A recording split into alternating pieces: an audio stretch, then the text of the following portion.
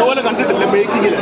Interval കഴിഞ്ഞ് പടം നമ്മൾ സീറ്റ് നേറ്റു. അതുപോലെ ഇതാ പെർഫോമൻസിൽ അതുപോലെ അമിതാഭ് ബച്ചൻ മുതൽ ദുൽഖർ വരെ ഇടുപ്പം പെർഫോമൻസ്. പ്രവാസിന്റെ വമ്പൻ തിരിച്ചൊരു ഒന്നും വിചാരിച്ചില്ല. കാരണം ഇത് ഒരു സാധാരണ പടം ചോദിച്ച് വന്നതാണ്.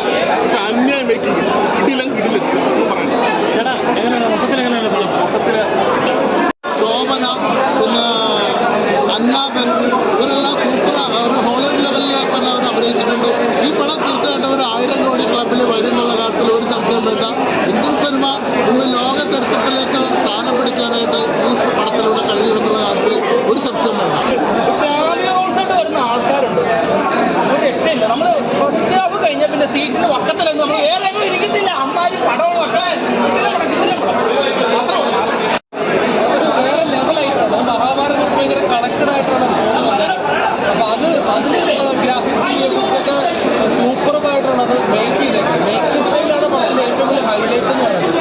ഫസ്റ്റ് വാച്ച് എക്സ്പീരിയൻസ് പറയുന്നത് എക്സ്പീരിയൻസ് ആയിട്ടുമാണ്. അതുകൊണ്ട് സെക്കൻഡ് ഹാഫാണ് തിയേറ്റർ എക്സ്പീരിയൻസ് ആയിട്ട് എടുത്തു പറയുന്നത്. അതിലോട്ട് കൂടി നമ്മൾ വൃത്തിയായിട്ട് നിർത്തിയത്. ആ വൃത്തിയായിട്ടുള്ള സെക്കൻഡ് പാർട്ടിന്റെ വേറൊരു ഏജ് ലെവലിലോട്ടാണ് കൊണ്ടുവരുന്നത്. സോ തിയേറ്റർ എക്സ്പീരിയൻസ് ആയിട്ടാണ് ഫസ്റ്റ് വാച്ച്.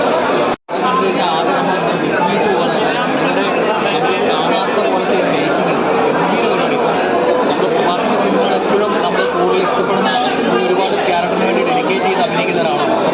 പുള്ളിയുടെ പ്രകടനം മാത്രമല്ല, നമുക്ക് അമിതാഭ് ബച്ചനാണെങ്കിലും ശോഭനയുടെ പ്രകടനമാണെങ്കിലും എന്താണ് ദീപു കുറച്ച് സീനുകളുണ്ടെങ്കിലും പുള്ളിയുടെ പ്രകടനമാണെങ്കിലും എല്ലാം ഒന്നിനൊന്നിനും മെച്ചമായിരുന്നു. നമ്മൾ ശരിക്കും തിയേറ്ററിൽ എന്താ പറയുക, നമ്മളതൊരു വല്ലാത്തൊരു അത്ഭുതത്തിൽ നിന്ന് നമ്മൾ പുറത്തിറങ്ങിയൊരു പ്രക്രിയയാണ് ദീപിക പാദുക്കോൺ. നമുക്ക് ഓരോരുത്തരും എടുത്ത് പറയാൻ പറ്റില്ല. എല്ലാവരും അത്രയും താലന്റായിട്ടുള്ള ആൾക്കാരാണല്ലോ ചെയ്യുന്നത്. വളരെ മനോഹരമായിട്ട് മേക്ക് ചെയ്ത കണ്ണഞ്ചി